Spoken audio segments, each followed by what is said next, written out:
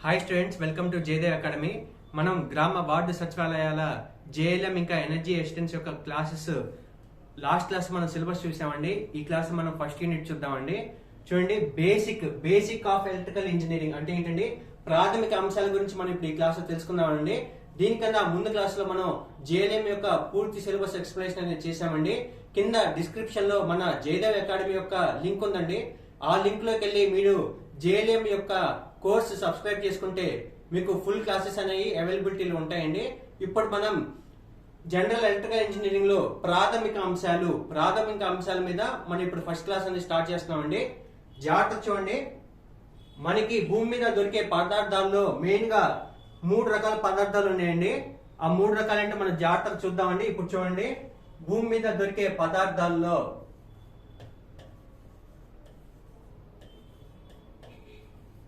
పదార్థాలు 3 రకాలుగా మనం విభజించామండి. అది మనం ఏ విధంగా డివైడ్ చేసామంటే, వాటిల్లో కరెంట్ ఫ్లో అంటే ఏంటంటే విద్యుత్ ప్రవాహం దానిలో ఎలా ప్రవహిస్తుందో దాన్ని బట్టి మనం పదార్థాలని 3 రకాలుగా విభజించామండి. 3 వచ్చేసి జాగ్రత్త చూడండి, 3 వచ్చి ఒకటేమో వాహకాలండి. వాహకాలు అంటే ఏంటండి, కండక్టర్స్ అంటే ఏంటండి, వాహకాలు అంటే కండక్టర్స్. తర్వాత బంధకాలు అంటే ఏంటండి, ఇన్సులేటర్స్. బంధకాలు మనం ఇన్సులేటర్స్ అంటామండి. తర్వాత వచ్చేసి అర్ధ బంధకాలు, అర్ధ వాహకాలండి. అర్ధ వాహకాలు అంటే ఏంటండి, అర్ధవాహకాలు అంటే సెమీ కండక్టర్స్. చూడండి, మనకి భూమి మీద దొరికే పదార్థాలను మనం 3 రకాలు విభజించామండి: వాహకాలు, బంధకాలు, అర్ధవాహకాలు. ఓకే అండి, మనం ఇంకా డీటెయిల్ గా చూద్దామండి. జాగ్రత్త చూడండి, వాహకాలు అంటే ఏంటండి, కండక్టర్స్. చూడండి, కండక్టర్స్ అంటే ఏదైనా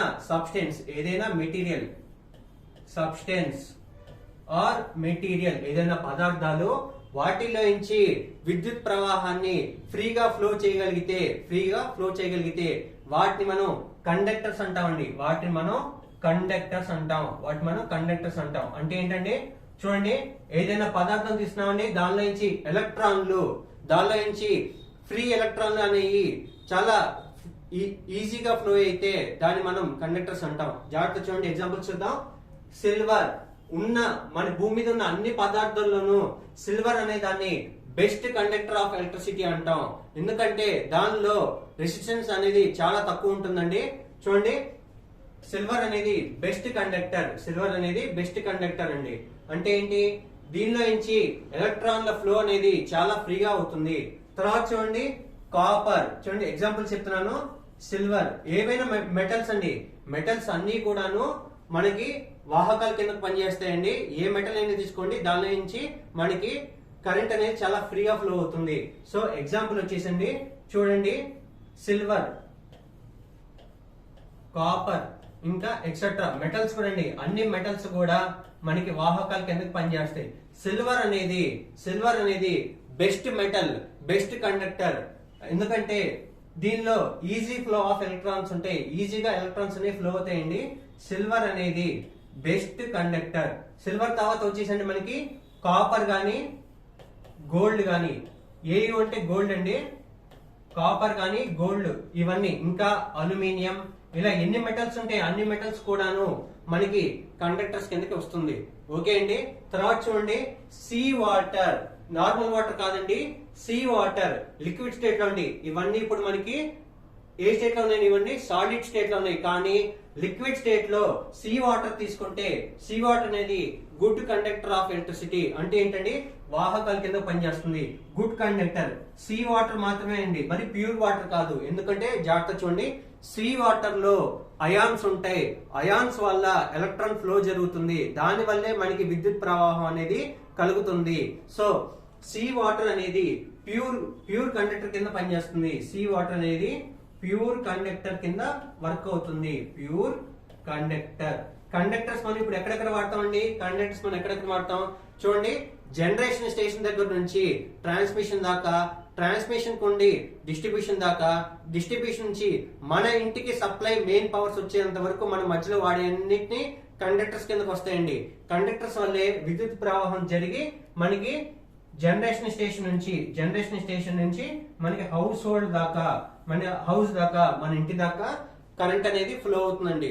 ఓకే అండి, దీనికోసమే మనం రకరకాల కండక్టర్స్ అనేవి మనం వాడతామండి. జాగ్రత్తగా గమనించండి. ఎలక్ట్రిక్ హీటర్ కానీ, ఎలక్ట్రిక్ ఐరన్ బాక్స్ కానీ ఇలాంటివి గమనించుకుంటే వాటిల్లో మనము వాడేది కండక్టర్స్ వాడతామండి. ఆ కండక్టర్స్ లో కరెంట్ ఫ్లో అవటం వల్ల హీట్ అంటే ఉష్ణోగ్రత అనేది పెరిగి దాని వల్ల హీట్ జనరేట్ అవుతుందండి.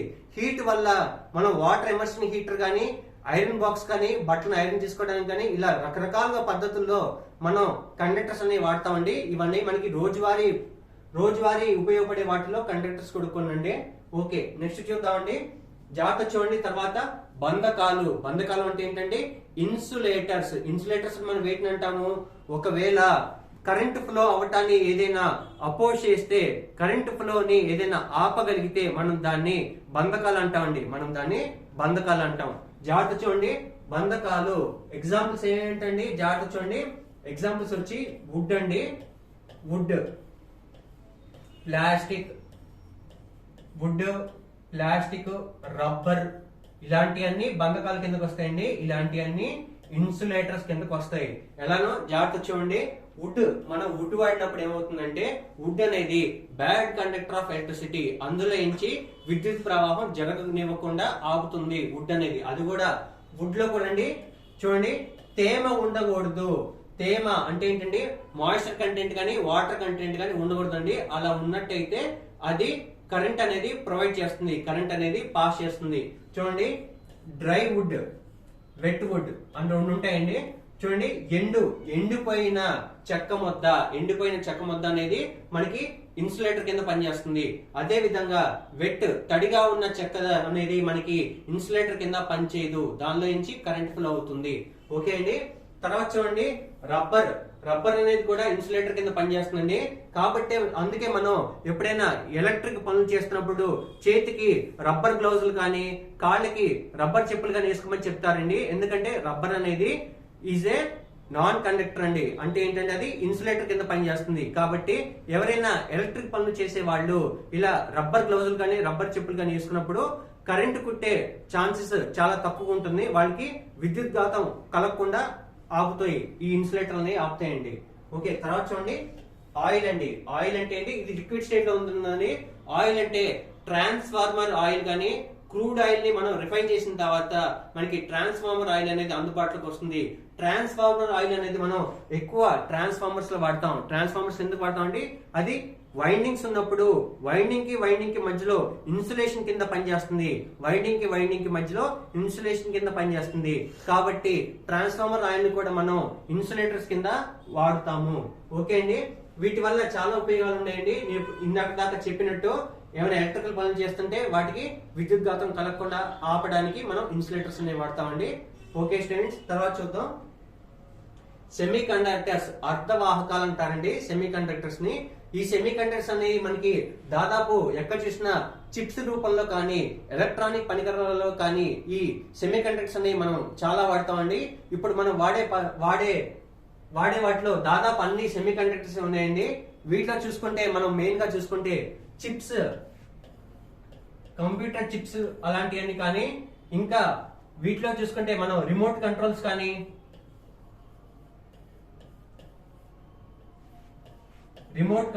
లో కానీ ఇలాంటి చాలా వాటిలో మన టీవీ రిమోట్లు కానీ, ఆ టీవీలో వెనకాల ఉండే పీసీబీ బోర్డులు ఉంటాయి కానీ వాటిలో కూడా చూసుకుంటే అన్ని సెమీ కండక్టర్లే అండి. సెమీ కండక్టర్ వల్ల మన రోజువారీ ఉపయోగంలో చాలా ఉపయోగాలు ఉన్నాయండి. వీటిని మనం వెయిట్ తో తయారు చేస్తాం. చూడండి, ఎగ్జాంపుల్స్ చూడండి, సిలికాన్, జర్మేనియం, ఆర్సెనిక్ ఇలాంటి పదార్థాలు వాడతామండి. ఇలాంటి పదార్థాలు వాడి మనం సెమీ కండక్టర్స్ అని తయారు చేస్తామండి. ఈ సెమీ కండక్టర్స్ కూడా చాలా రకాలు ఉన్నాయండి. పీ టైప్ సెమీ కండక్టర్ అని, ఎన్ టైప్ సెమీ కండక్టర్ అని. మళ్ళీ ఆ రెండింటిని జాయిన్ చేస్తే మనకు ఒక డయోడ్ అనేది ఫామ్ అవుతుందండి. వీటి గురించి కూడా మనం ఇంకా డీటెయిల్ గా చెప్పుకుందామండి. తర్వాత నెక్స్ట్ క్లాస్ లో కూడా వీటి గురించి బాగా డీటెయిల్ ఎక్స్ప్లెనేషన్ ఉందండి. సిల్వర్, జర్మేనియం ఈ రెండు మనం మెయిన్ గా వాడే సెమీ కండక్టర్స్ అండి. ఈ రెండిట్లో కూడా మనం ఎక్కువగా వాడే సెమీ కండక్టర్ ఏదంటే సిలికాన్ అనేది మనం ఎక్కువగా వాడే సెమీ కండక్టర్ అండి. చూడండి, సెమీ కండక్టర్ యొక్క దీని యొక్క ప్రవాహం అనేది మనకి వాహకాలకు ఇంకా బంధకాలకు మధ్యలో ఉంటుందండి. వీటి యొక్క విద్యుత్ ప్రవాహం అనేది వాహకాలకి బంధకాలకి మధ్యలో ఉంటుందండి. కాబట్టి వీటిని సెమీ కండక్టర్స్, అర్ధవాహకాలు అనేది. అందుకే అండి అర్ధ ఓన్లీ అంటే సగం అండి. అంటే ఏంటండి పూర్తిగా వాహనాలు కావండి, అలానే పూర్తిగా బంధకాలు కూడా కావు. అందుకే వీటిని సెమీ కండక్టర్స్ అన్నారండి. ఓకే స్టూడెంట్స్, నెక్స్ట్ చూద్దాం. జాగ్రత్త చూడండి. ఏకముఖ విద్యుత్ అంటే ఏంటండి డిసి సోర్స్. డిసి సోర్స్ అంటే ఏంటండి జాగ్రత్త గమనించండి. ఏదైనా మనం టైంతో పాటు, సమయంతో పాటు దాని యొక్క విలువ అనేది మారకుండా కాన్స్టెంట్ గా ఉంటే దాన్ని మనం డిసి సోర్స్ అని అంటామండి. దాన్ని మనం డిసి సోర్స్ అంటాం. ఈ డిసి సోర్స్ చూడండి, డిసి సోర్స్ అంటాం. డిసి సోర్స్ యొక్క సింబల్ ఇదండి.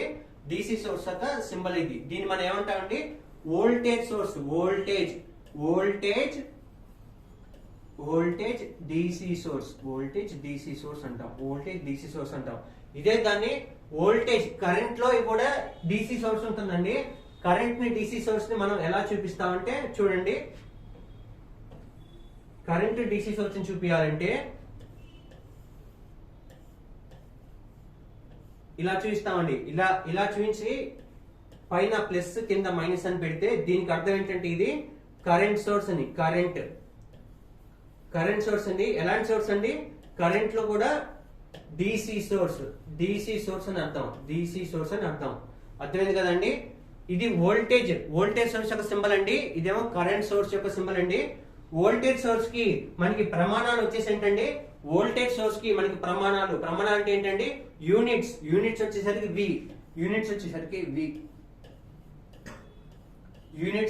వి అంటారండి.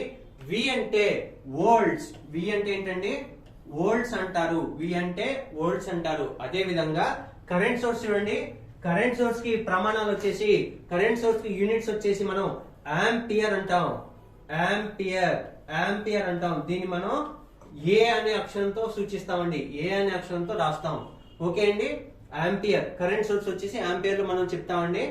చూడండి, డిసి సోర్స్ యొక్క ఉపయోగాలు ఎక్కడంటే, మనం ఏదైనా బ్యాటరీని ఛార్జ్ చేస్తున్నప్పుడు, లేదంటే మన రిమోట్ కంట్రోల్స్ లో వెనకాల వాడే 2A గానీ 3A గానీ ఉంటాయి కదండి, చిన్న పెన్సిల్ సెల్స్ అలాంటివి. అవన్నీ వచ్చేసి మనకి డిసి సోర్స్ కింద ఉపయోగపడతాయండి. అవన్నీ వచ్చేసి మనకి డిసి సోర్స్ అని అంటాం. ఇవి వచ్చి కాన్స్టెంట్ గా మనకి మ్యాగ్నిట్యూడ్ ఉంటుంది కాబట్టి వీటిని మనం డిసి సోర్స్ అంటామండి. అర్థమైంది కదండి. జాగ్రత్త చూడండి.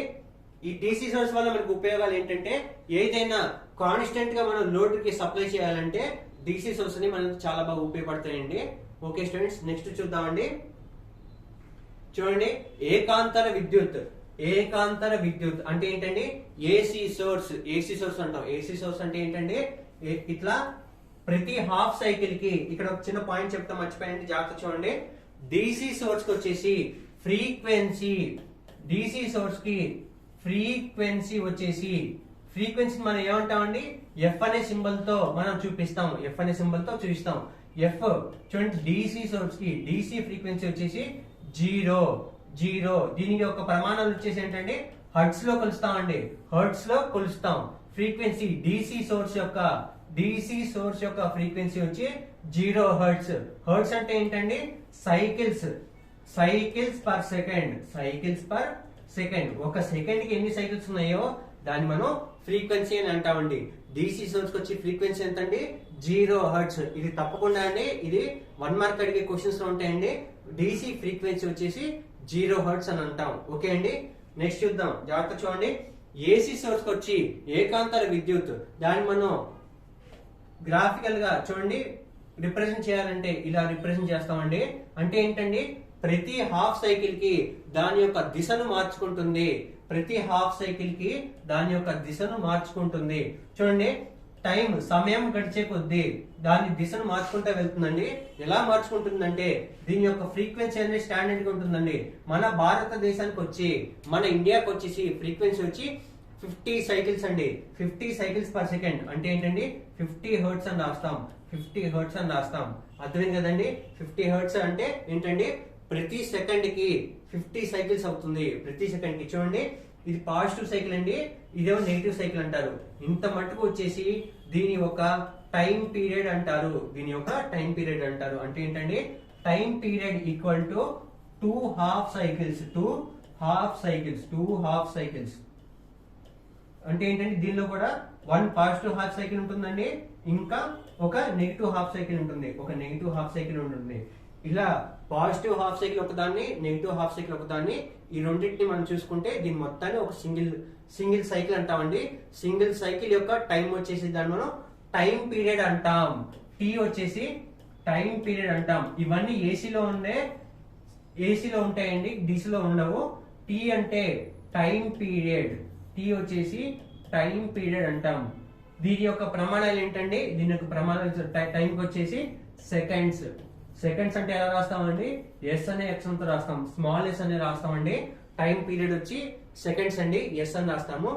ఫ్రీక్వెన్సీ వచ్చేసి మన భారతదేశంలో ఫ్రీక్వెన్సీ వచ్చి 50 హెర్ట్జ్. అంటే ఏంటండి, 50 సైకిల్స్ పర్ సెకండ్.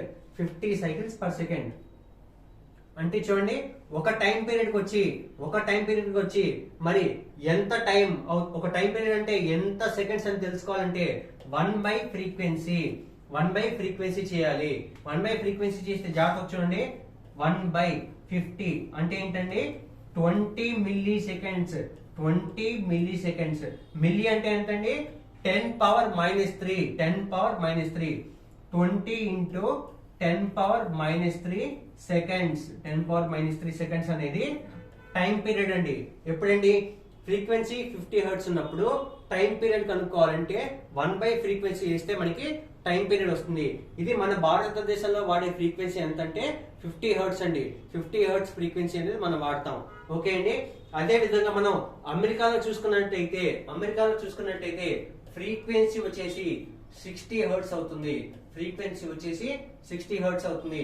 ఇది వచ్చేసి అమెరికా కండి. అమెరికా మిమ్మల్ని అడుగుతారండి, మన దేశం కాకుండా వేరే ఏ దేశంలో వాడతారంటే బ్రిటన్ దేశంలో, లేదంటే బ్రిటిష్ దేశంలో కూడా 50 హెర్ట్జ్ వాడతారండి. బ్రిటిష్ అటువైపు ఉన్న దేశాల్లో కూడా 50 హెర్ట్జ్ వాడతారు. చూడండి, అమెరికాలో మాత్రమే 60 హెర్ట్జ్ వాడతారండి. 60 హెర్ట్జ్ వాడతారు. ఓకే అండి. చూడండి, సైకిల్స్ అని positive half cycle, negative half cycle కింద మారుతా ఉంటాయండి. వీటి యొక్క దిశను ప్రతి హాఫ్ సైకిల్ కి మార్చుకుంటూ ఉంటుంది. దీని యొక్క మాక్సిమం వాల్యూ అనేది దాన్ని మనం వోల్టేజ్ సోర్స్ కి వచ్చేసి విఎం అంటే వి మాక్సిమం అని రాస్తామండి. కరెంట్ సోర్స్ కి వచ్చేసి ఐ మాక్సిమం అని రాస్తాం. చూడండి, ఇది వోల్టేజ్ యొక్క సింబల్ అండి. ఇది వోల్టేజ్ యొక్క సింబల్. ఎప్పుడండి, వోల్టేజ్ సోర్స్ యొక్క సింబల్ అండి.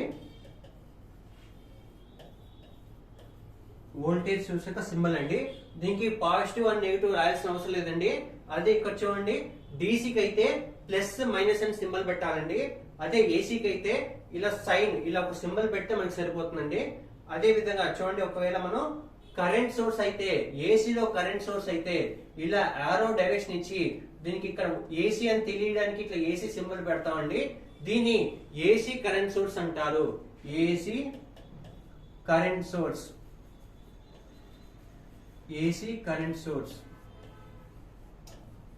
అదే ఏసీ వోల్టేజ్ సోర్స్ కి అయితే అండి మనం డైరెక్షన్ ఏమి అవసరం లేదండి, జస్ట్ ఇట్లా సింబల్ ఇస్తాము. ఇలా సింబల్ ఇస్తే అర్థం ఏంటంటే ఇది ఏసీ వోల్టేజ్ సోర్స్. సింబల్ ని బట్టి మనం అది వోల్టేజ్ సోర్సా కరెంట్ సోర్స్ అని చెప్పగలిగి ఉండాలండి. ఇది ఏసీ వోల్టేజ్ సోర్స్ అండి. ఇది ఏసీ వోల్టేజ్ సోర్స్. అర్థమైంది కదండి. మన ఇండియాలో మన ఇంటికి వచ్చేది సింగిల్ ఫేస్ ఏసీ సోర్స్ అండి. Single phase AC source. అర్థమైంది కదండి. మన ఇంటికి వచ్చేది, లేదంటే ఇలా డొమెస్టిక్ యూజెస్, గుహ ఉపయోగాలకు ఉపయోగపడే దాన్ని సింగిల్ ఫేస్ ఏసీ సోర్స్ వస్తుందండి. అదే విధంగా ఇండస్ట్రీస్ కానీ, లేదంటే అగ్రికల్చర్ పర్పస్ కానీ మనకు వచ్చేదాన్ని త్రీ ఫేస్ ఏసీ సోర్స్ వస్తుంది. సింగిల్ ఫేస్ ఏసీకి, త్రీ ఫేస్ ఏసీకి తేడా అనేది మనం పవర్ సిస్టమ్స్ వచ్చినప్పుడు చాలా డీటెయిల్ గా తెలుసుకున్నామండి. ఇక్కడ మనం బేసిక్ తెలుసుకుందాం. సింగిల్ ఫేస్ అంటే, సింగిల్ ఫేస్ కి వోల్టేజ్ వచ్చేసి ఎంత అవుతుందంటే మన ఇండియాలో 220 వోల్ట్స్ 50 హెర్ట్జ్. 220 వోల్ట్స్ 50 హెర్ట్జ్ అనేది సింగిల్ ఫేస్ ఏసీ సోర్స్ కి వచ్చే సప్లై అండి. త్రీ ఫేస్ ఏసీ సోర్స్ కి వచ్చే సప్లై ఎంతంటే 440 వోల్ట్ 50 హెర్ట్జ్. మనకి ఫ్రీక్వెన్సీ అనేది మారదండి, మనకి ఫ్రీక్వెన్సీ అనేది మారదు. 3 ఫేజ్ కి వచ్చేసరికి 440 వోల్ట్ అనేది వస్తుంది, సింగిల్ ఫేజ్ కి వచ్చేసరికి 220 వోల్ట్ అనేది వస్తుంది. అర్థమైంది కదండి. ఈ 220 వోల్ట్ ని మనం ఆర్ఎంఎస్ వాల్యూ అంటాం, ఆర్ఎంఎస్ వాల్యూ అంటాం. ఓకే అండి. ఆర్ఎంఎస్ వాల్యూ అంటే ఇంత వోల్టేజ్ ఇచ్చినప్పుడు దీనికి అనుగుణంగా ఎంత హీట్ జనరేట్ అవుతుందో మనం తెలుసుకోవాలంటే దీన్ని ఆర్ఎంఎస్ లో మనం సూచిస్తామండి, దీన్ని ఆర్ఎంఎస్ లో మనం రాస్తాము. అర్థమైంది కదండి. ఇక్కడ కూడా అంతే అండి.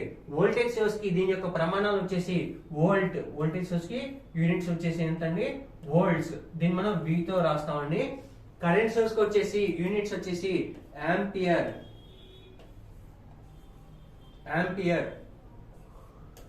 సింబల్ వచ్చేసి ఏ అండి, అని రాస్తాం. వోల్టేజ్ సోర్స్ కి V అండి, కరెంట్ సోర్స్ కి వచ్చేసి ఏ అని రాస్తాం. ఓకే అండి. నెక్స్ట్ చూద్దాం. జాగ్రత్త చూడండి. నిరోధం అంటే ఏంటండి, రెసిస్టెన్స్ గురించి మనం ఇప్పుడు మాట్లాడుకుంటామండి. రెసిస్టెన్స్ అంటే ఏదైనా విద్యుత్ ప్రవాహాన్ని అడ్డుకునేది గాని ఆపేది గాని దాన్ని మనం నిరోధం అంటామండి, దాన్ని మనం రెసిస్టెన్స్ అని అంటాం. చూడండి, రెసిస్టెన్స్ అంటే ఎలా పనిచేస్తుందంటే ఏదైనా విద్యుత్ వలయంలో విద్యుత్ ప్రవాహం జరుగుతుంటే దాన్ని ఆపడాన్ని మనం నిరోధం అంటామండి, ఓకే చూడండి. నిరోధం రెసిస్టర్ యొక్క సింబల్ వచ్చేసి ఆర్ అండి, దాని డయాగ్రామ్ ఎలా గీయాలంటే ఇలా చూడండి, ఇలా ఎగుడు దిగుడుగా రాయాలి. దీన్ని మనం ఆర్ అంటామండి. దీని యొక్క ప్రమాణం వచ్చేసి ఓం. దీని యొక్క ప్రమాణాలు అంటే ఏంటండి, యూనిట్స్ వచ్చేసి ఓం అని చెప్పి మనం రాస్తామండి. కానీ దీని యొక్క సింబల్ వచ్చేసి మనం ఇలా ఓం అని రాస్తామండి, ఓం అని రాస్తాం. ఓకే అండి. చూడండి, ఆర్ అని రాసామండి. రెసిస్టెన్స్, ఇప్పుడు మనకి రెసిస్టెన్స్ ఎక్కడెక్కడ ఉపయోగపడుతుందండి, రెసిస్టెన్స్ కూడా మన రోజువారీ అవసరంలో చాలా ఉపయోగపడుతుందండి. ఎలక్ట్రికల్ హీటర్ తీసుకుంటే ఆ హీటర్ లో మనం రెసిస్టెన్స్ హైలీ రెసిస్టివ్ ఎలిమెంట్ అంటే ఏంటండి, మనం ఎలక్ట్రికల్ హీటర్ లో వాడే పదార్థం ఏంటండి, టంగ్స్టన్ వాడతామండి. టంగ్స్టన్ వాడి ఎలక్ట్రిక్ హీటర్ లో మనం టంగ్స్టన్ వాడతామండి. టంగ్స్టన్ కి హై రెసిస్టెన్స్ ఉంటుంది. ఈ హై రెసిస్టెన్స్ ఉన్న పదార్థాల్లో మనం కరెంట్ ని పంపిస్తే దీనికి హై హీట్ అనేది జనరేట్ అవుతుంది. ఆ హీట్ వల్ల మనకి వాటర్ అనేది బాయిల్ అవుతుంది. ఆ హీటర్ వల్ల మనకి వాటర్ అనేది వేడి జరగడం అవుతుందండి. సో టంగ్స్టన్ అనేది మనకి మూల పదార్థం అండి. రెసిస్టర్ హీటర్ లో ఏ టైప్ ఆఫ్ రెసిస్టెన్స్ వాడతామంటే టంగ్స్టన్ టైప్ ఆఫ్ రెసిస్టర్ అనేది వాడతాం. ఓకే అండి. ఇలానే చూడండి, ఇంకా మనకి బల్బ్ ఉంది కదండి, ఇన్కాండిసెంట్ బల్బ్. అంటే పాత రోజుల్లో మనకి ఎర్రగా సూర్యుడిలా వెలిగే బల్బులు ఉంటాయి కదండి, దానిలో కూడా మనం టంగ్స్టన్ ఫిలమెంట్ అనేది వాడతాం. ఆ ఫిలమెంట్ కూడా హీట్ అవటం వల్ల దానిలో కూడా లైట్ ఎనర్జీ అనేది బయటకు వస్తుంది. బయటకు వస్తుంది. ఓకే అండి. దాన్ని లైట్ టు హీట్ అండి, heat to light energy. Okay అండి. జాగ్రత్త చూడండి, సారీ అండి మళ్ళీ చెప్తాను చూడండి. ఎలక్ట్రికల్ ఎనర్జీని హీట్ ఎనర్జీ కింద మారుస్తుందండి బల్బ్ అనేది. Heat energy to light energy కింద మారుస్తుంది. సో అక్కడ కూడా మనం టంగ్స్టన్ ఫిలమెంట్స్ వాడతామండి. అలానే జాగ్రత్త చూడండి, ఫ్యూజ్ వైర్ లో కూడా మినిమం రెసిస్టెన్స్ అంటే ఏంటంటే తక్కువ రెసిస్టెన్స్ ఉండే వాటిని మనం వాడతాం. ఎందుకంటే ఏదైనా ఫాల్ట్ వచ్చినప్పుడు, ఏదైనా షార్ట్ సర్క్యూట్ అయినప్పుడు మనం ఏం చేస్తామండి, సర్క్యూట్ అనేది ఓపెన్ కావాలంటే మనకి ఫ్యూజ్ అనేది కాపాడుతుందండి. సో మనం ఫ్యూజ్ లో వాడేటప్పుడు తక్కువ రెసిస్టెన్స్ ఉండే వైర్ ని వాడతాం. అలా ఏంటంటే మనం జాగ్రత్త చూడండి, లెడ్ కానీ లేదంటే కాపర్ కానీ మనం ఫ్యూజ్ లో వైరింగ్ కిందకు వాడతామండి. ఇలా వాడినప్పుడు ఏమవుతుందంటే మనకి ఏదైనా షార్ట్ సర్క్యూట్ జరిగినప్పుడు ఏమవుతుందంటే అండి, ఇది కాస్త మొత్తం కరిగిపోయండి సర్క్యూట్ అనేది ఓపెన్ అవుతుంది. అలా ఓపెన్ అవటం వల్ల మన వస్తువులు కానీ అవన్నీ చాలా సురక్షితంగా ఉంటాయండి, చాలా సేఫ్ గా ఉంటాయి. ఓకే అండి. నెక్స్ట్ చూద్దాం. చూడండి, ఇది రెసిస్టర్ యొక్క సింబల్ అండి, ఇది రెసిస్టర్ యొక్క సైన్ అండి. ఇది యూనిట్స్ వచ్చేసి మనం ఓం అని రాస్తాం. రెసిస్టెన్స్ చూడడానికి ఇలా ఉంటుందండి. దీని మీద కలర్ కోడింగ్ కూడా ఉంటుంది. కలర్ కోడింగ్ ని బట్టి మనం ఆ రెసిస్టర్ యొక్క వాల్యూ అనేది కూడా చెప్పొచ్చు. ఎలా అంటే మనకి బీబీ రాయ్ గ్రేట్ బ్రిటన్ అని చెప్పి చిన్న షార్ట్ కట్ ట్రిక్ ఒకటి ఉంటుందండి. అది మనం ఫర్దర్ గా ఇంకా ముందు క్లాసులు చెప్పుకోవడానికి వెళ్ళినప్పుడు ఇంకా డీటెయిల్ గా చెప్తామండి. ఇలా కలర్ కోడింగ్ ఉన్నప్పుడు జాగ్రత్త చూడండి. ఇక్కడ మనం బేసిక్ తెలుసుకుందాం. కలర్ కోడింగ్ ఉన్నప్పుడు 4 స్ట్రైప్స్ ఉంటాయండి. 4 గీతలు ఉంటాయి. దానిపైన ఒక గీత వచ్చేసి నంబర్ అండి, రెండో గీత వచ్చి నంబర్, మూడో గీత వచ్చి 10 పవర్ 10 పవర్ సంథింగ్ ఉంటుంది. ఇక్కడ ఏ రకమైన కలర్ ఉంటుందో ఆ కలర్ కి సంబంధించిన ఒక నంబర్ కోడ్ ఉంటుందండి.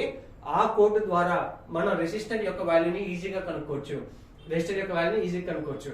ఈ లాస్ట్ వచ్చేసి మనకి +or-5% కానీ 10% కానీ మనకి టాలరెన్స్ ఉంటుందండి. అంటే ఏంటంటే కరెక్ట్ గా ఇప్పుడు మనం తయారు చేసిన ఏదైనా కరెక్ట్ గా రాదు కదండి. సమ్ ఎంతో కొంత పైన కానీ కింద కానీ వాల్యూస్ అవుతుంది.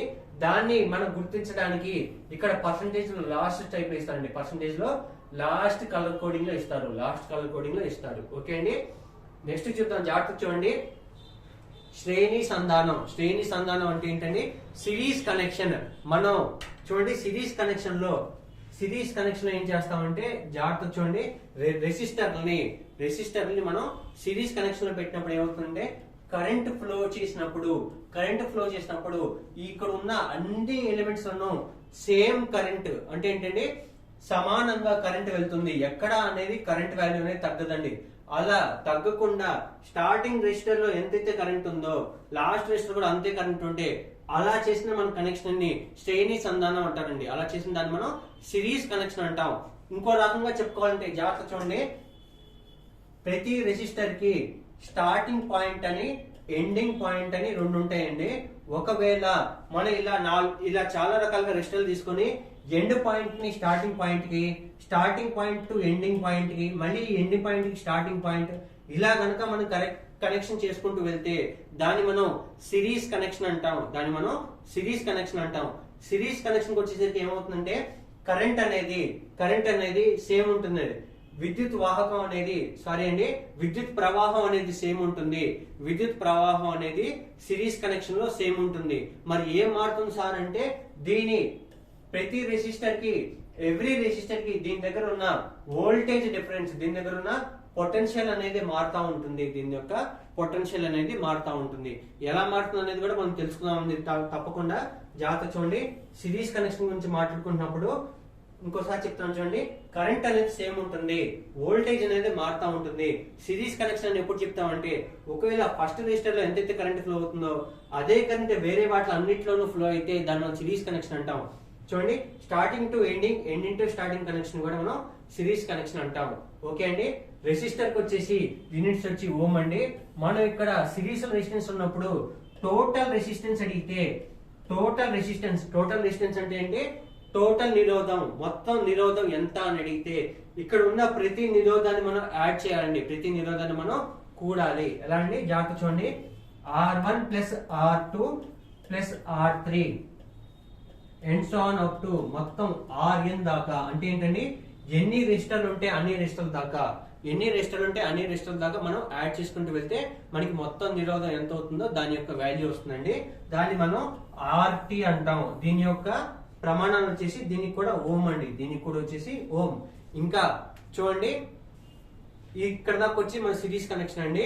తర్వాత మనం ఇంకా దీని గురించి ఇంకా బేసిక్ ఎక్స్ప్లెనేషన్ ఉందండి. వాటి మనం నెక్స్ట్ క్లాస్ లో తప్పకుండా చెప్పుకుందామండి. కింద డిస్క్రిప్షన్ లో మన యాప్ ఉందండి. మీకు మొత్తం కోర్స్ అనేది జయదేవ్ అకాడమీ యాప్ లో మనకి అవైలబిలిటీలో ఉందండి. Thank you students, all the best.